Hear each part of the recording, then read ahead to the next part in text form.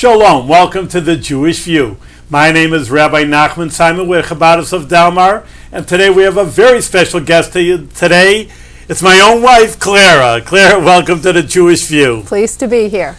Well, you know, one of the things that I think is important for our viewers to know, because, again, we're Orthodox, we're Hasidic, and they can see with my beard that religious people, but a lot of people have the wrong attitude about the Jewish woman, and that's why I invited you to come on the scene.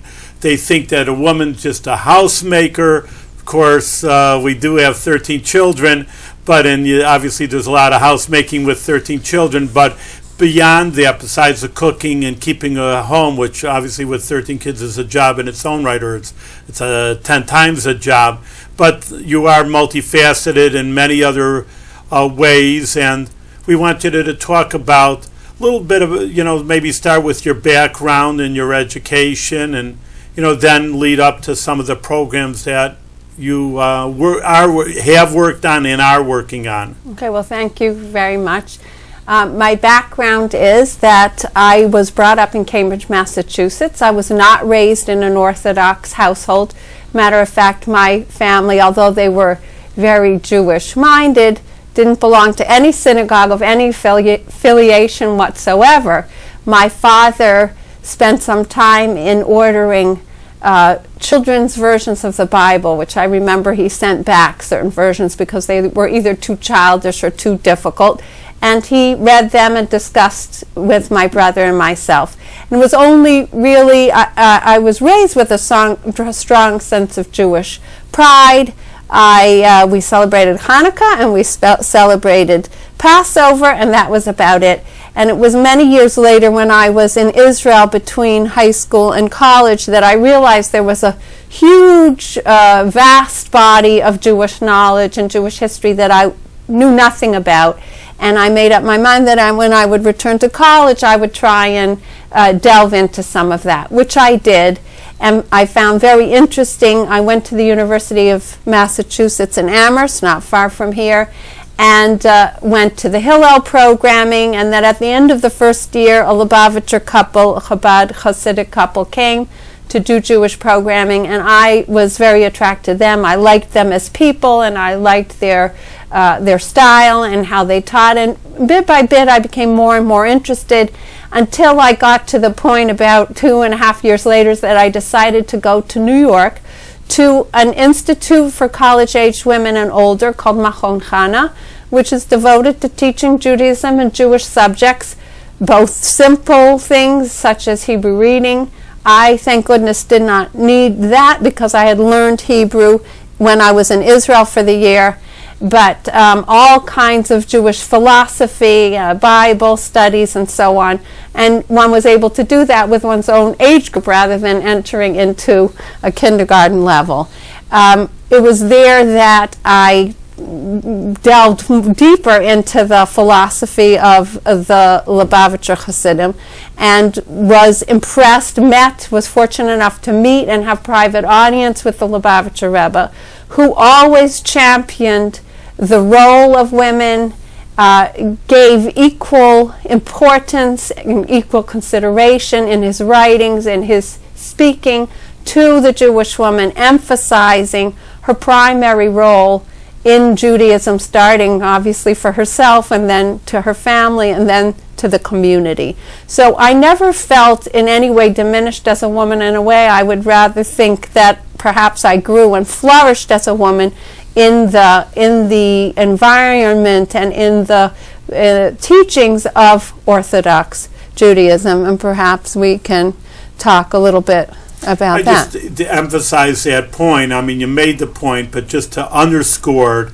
I mean, here is the Lubavitcher Rebbe who passed away in 1994, but it was the head Hasidic rabbi, I mean, the most religious, the most learned Jewish rabbi on the planet amongst the Jewish people, and his word is golden, of course, and he's the face of Torah and Judaism.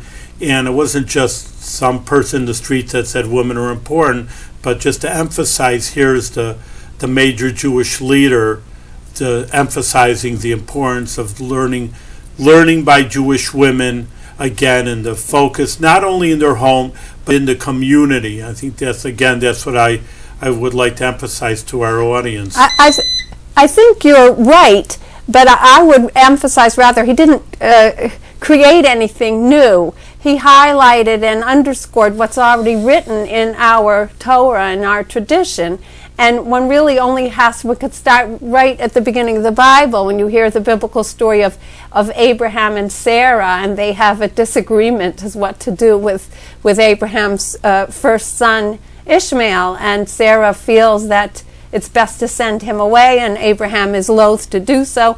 And right in the Bible, no commentary, in the straight verse, God instructs Abram, everything that Sarah tells you, listen to her voice. So that's a pretty broad endorsement. Everything, not just in this matter, but everything that Sarah tells you, listen to her voice. And then the commentaries amplify that, and they say in matters of prophecy, Sarah was even greater than Abraham. And we can go down. I'm fortunate I teach the prophets in Jewish day school, Maimonides Hebrew Day School, and we're learning the book of the Judges. And there we have the example of the judge Deborah, who was a judge in full measure like any of her male counterparts. She inspired the Jews and even accompanied them to war. She was a prophetess. We know there are 7 prophetesses throughout Jewish history. So really one could go back to the scripture to see how empowered Jewish women are and how they're considered equal in terms, and in certain circumstances even more on the ball, so to speak, than Jewish men. And the Lubavitcher Rebbe, you're right, took that and emphasized it. And maybe I'll share a few anecdotes that I remember that were very important to me and telling to me. First of all, whenever the Rebbe would write a pastoral letter to the Jewish people, he would often send them out before holidays. He would always address them, El Banim Benot Yisrael, to the Jews and Jewesses of the Jewish people, wherever they are found. So he always, in his talks and in his writings, wrote and addressed both the masculine and the feminine. Women were never forgotten. There is the rabbi here in Albany, Rabbi Israel Rubin, who's really the first Lubavitcher rabbi here, has a cousin who was an illustrator. And she, for years, would illustrate the cover of a children's magazine. And before they would choose or finalize the copy, she would send it in to the Rebbe for his comment and approval. And she had once drawn a beautiful scene of children playing dreidel before Hanukkah, and they sent it in. It was very close time to press, and it was sent back out with the Rebbe's comment in Yiddish, "Unavu de Meidel," where's the girl? So he felt it very important that whatever representation of Jewish life should have not only boys, as in the past maybe artistic scenes often depict men at prayer and so on, but there had to be girls as well. I'll tell one final little anecdote. I remember once by a Farbrengen, the Lubavitcher Rebbe would on the Sabbath or holidays, sometimes during the week, have a huge gathering of his followers, and he would expound different parts of the Torah at depth and at length, and it would be interspersed with everyone singing beautiful melodies together.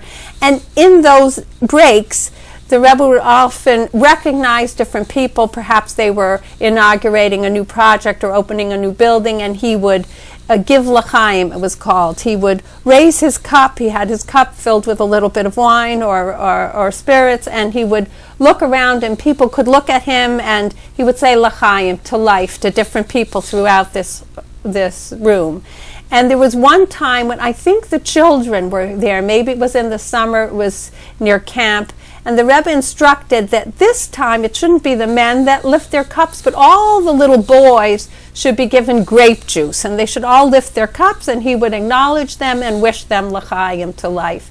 And I, in the women's section of the synagogue, thought to myself, and what about the little girls? And even before my thought was finished, the Rebbe took his plate of cake, and he gave it to Rabbi Weinberg, who was somebody who was a confidant of the Rebbe, and he gave the plate of cake and instructed him, you go to the women's section, take the cake to the women's section, and please distribute it among all the little girls. These are anecdotes, and they're stories, but they highlight to with what seriousness and what respect the Lubavitcher Rebbe accorded Jewish women. He didn't just respect, but he, as with everybody, he sought to empower. He always sought to uncover the strength that he saw within a person and encourage them to find their unique talents, to be joyful about their unique talents, and to use them for good and the service of God and helping other people. So he spent a lot of time talking and writing to Jewish women that they have a unique ability to affect their environment for good, starting, as we said, obviously the individual, but then it spreads out to the family, and that practically speaking, the Torah gives a very honorable term for women. They're called the mainstay of the home, a karet habayit.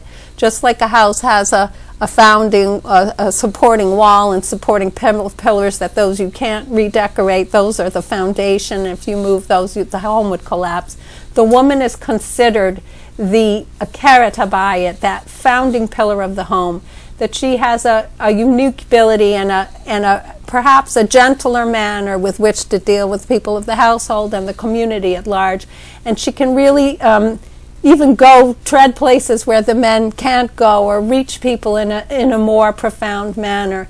And Judaism and the Rebbe encourage women to use that talent and to expand upon it, and again in a very happy way. I wanted to add, maybe, interestingly enough, sometimes people say, well, the home, it's second best, and there's a lot of thought that maybe women should have more roles within the synagogue and in a public arena. And the thought about it, I came to learn a very interesting Jewish law, a halacha, which is the following, that if there's a community that's poor and doesn't have enough funds to build a synagogue, or to purchase even a Torah scroll, which is fundamental to the practice of Judaism. Every week in the synagogue on the Sabbath, one has this scroll, the 5 books of Moses, and one unrolls it and reads from it. It's made from parchment and so on and so forth. They're quite costly. Nowadays they cost upward of $30,000. So if there's a community that has money and not enough to either purchase a scroll or to build a mikvah. A mikvah is this pool of water that's built under very specific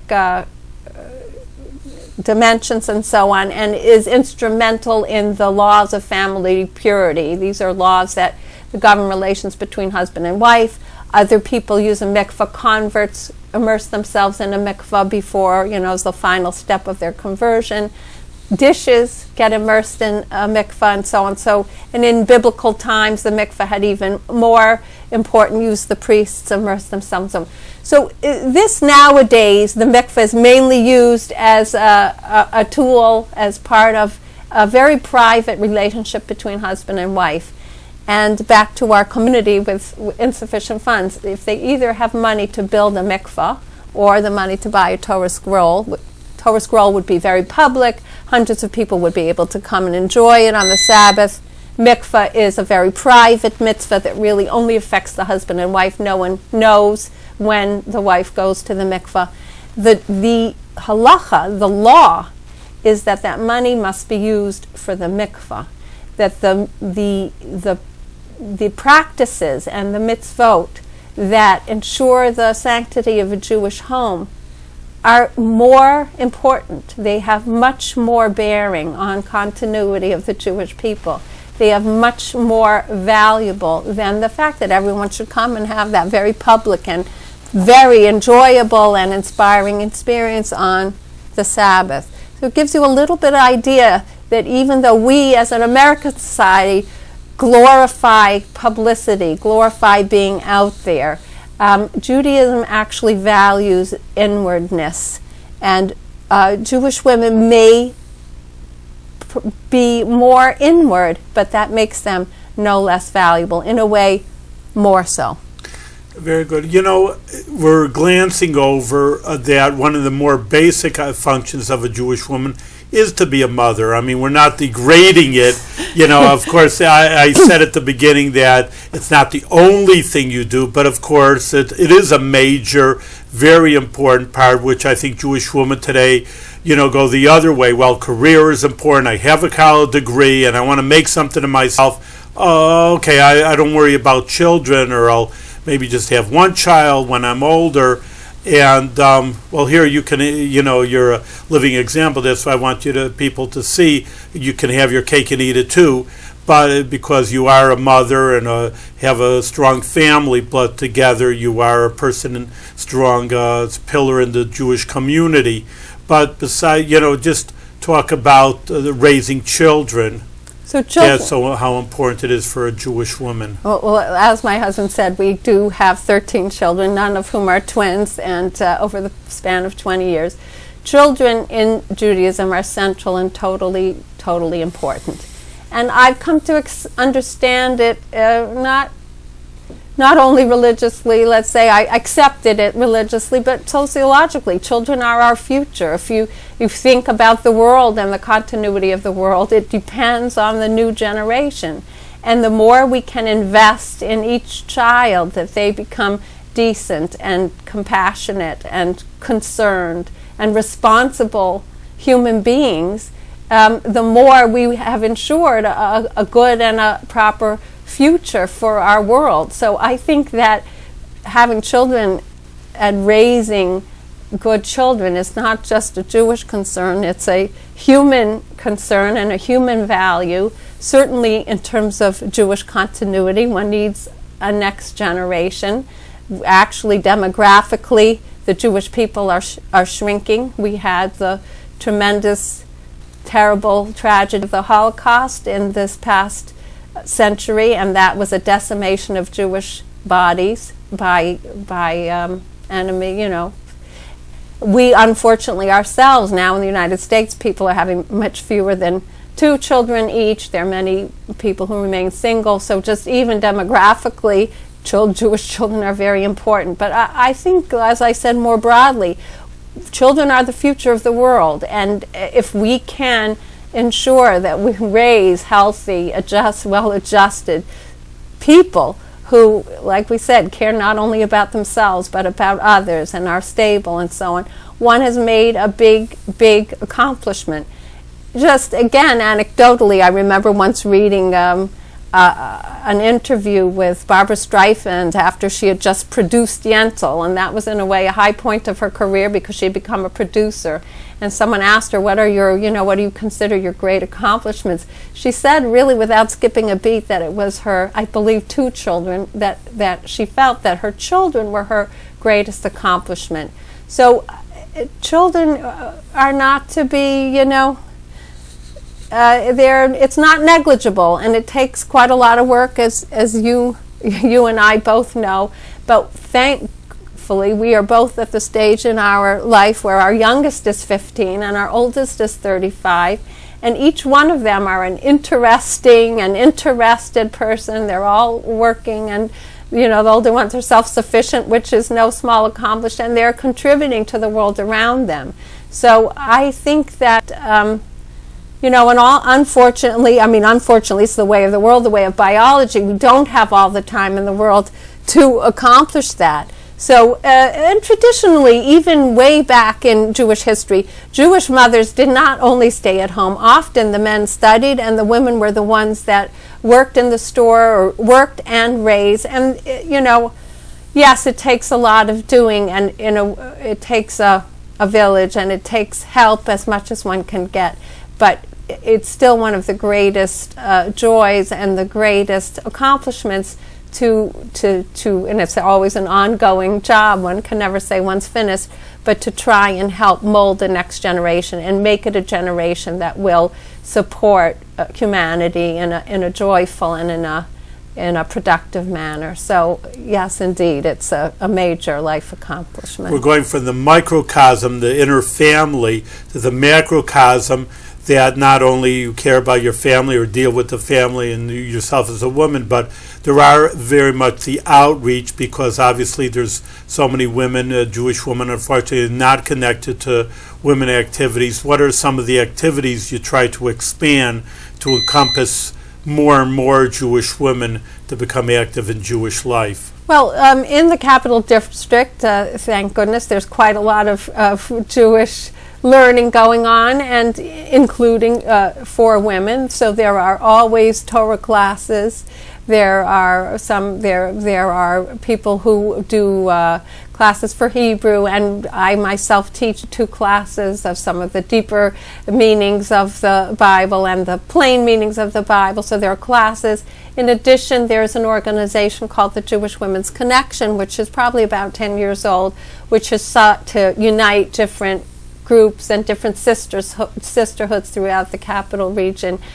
We do one very large event a year called Spa for the Body and Soul, and again, it emphasizes the integration. One needs a healthy body to house a healthy soul, and one needs to feed the soul so that one has a vigorous and a joyful life. And throughout the years, we've had different speakers and different workshops, health and well-being workshops. There's actually one, again, that's, and we normally have it in midwinter. So this time it's going to be changed a little, and there are going to be more spa treatments. So there is a network of women that do meet, do get together. There are some yoga and Torah classes. There's more scholarly classes that are offered throughout the various synagogues. So if a woman is interested, she really need only contact her own synagogue, or go online and through Chabad.org or Capital District Chabad. She will find links to many different learning opportunities in Bethlehem.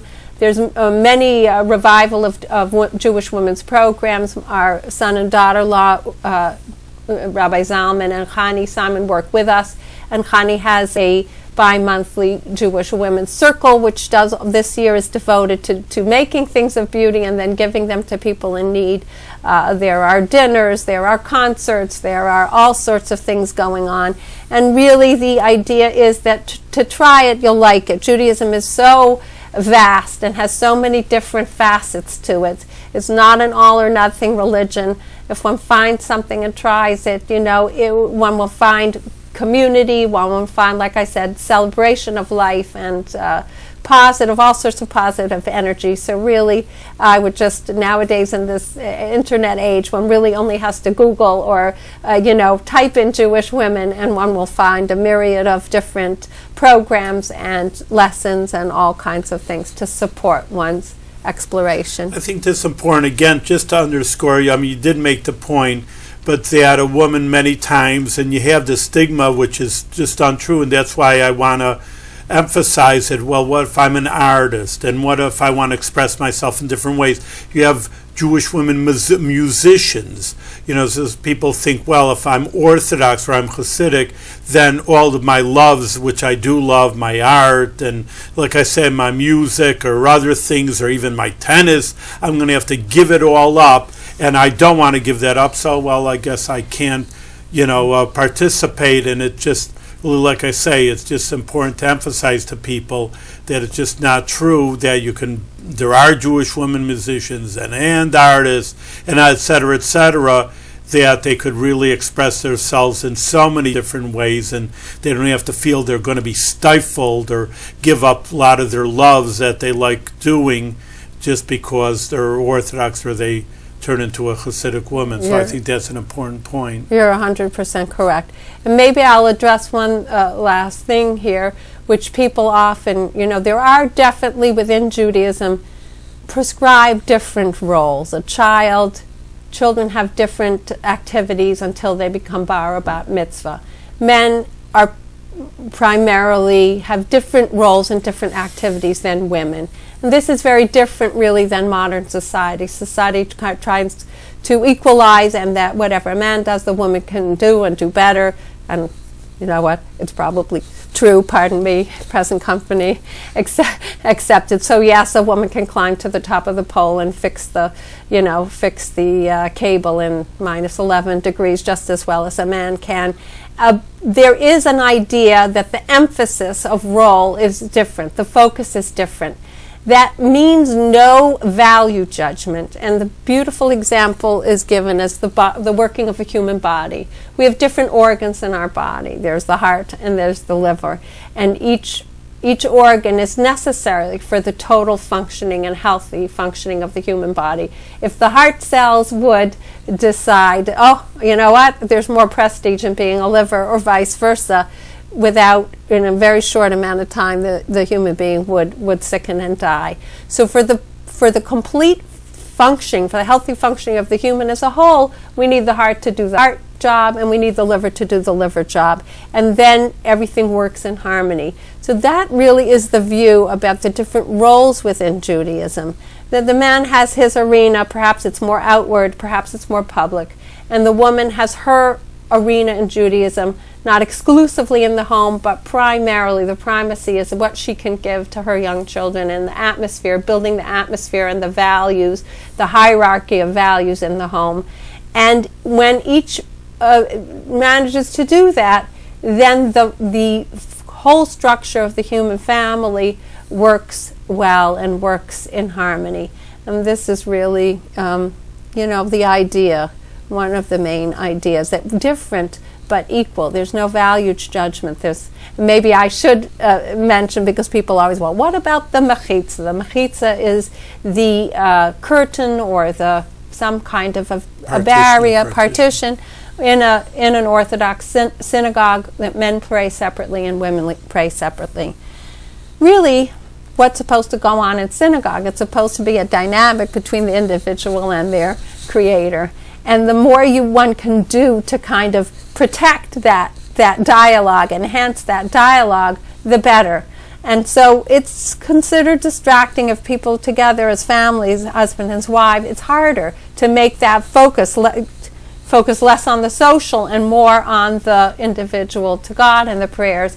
And that mechitza, that barrier, enhances it and makes that communication easier. And I might add that I like it for myself. I would much prefer, I do not like when some man sort of infringes on my side and either plonks themselves down or children do. I like that privacy and that ability to concentrate on what's most important at the time.